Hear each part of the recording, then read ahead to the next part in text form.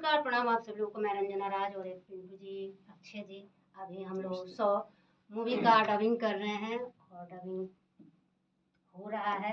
आप लोग मेरी अक्षय जी से, हो रहा है कि हो गया है, पिंटू जी से। तो नमस्ते प्रणाम। हम लोग भाई अच्छे सिंह और हमने के फिल्म के डबिंग चलते से रंजना जी अपन डबिंग कंप्लीट कर चुकल बानी और बहुत जल्द ये फिल्म हमने के चैनल अरविंद सिंह गोपाल पर देखे के मिली।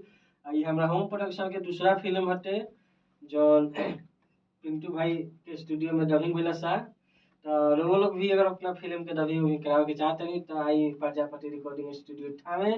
और ये रंजना जी के पेज पर देख सकते हैं हमने के वीडियो, तो रंजना जी के पेज के फॉलो करी, शेयर करी, लाइक करी और कमेंट करी कि हमने के फिल्म पहिल का बन रहे सनरुआ हमार कैसन रहे।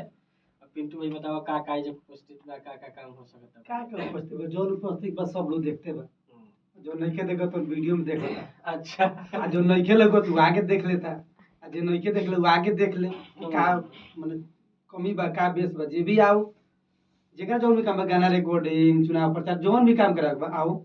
नया ट्रैक भी बन जाता है, सब चीज ऑलराउंडर हैं, ऑलराउंडर। नया ट्रैक बनवा के होके आई एम गरीब सिंगर आदमी ऑलराउंडर।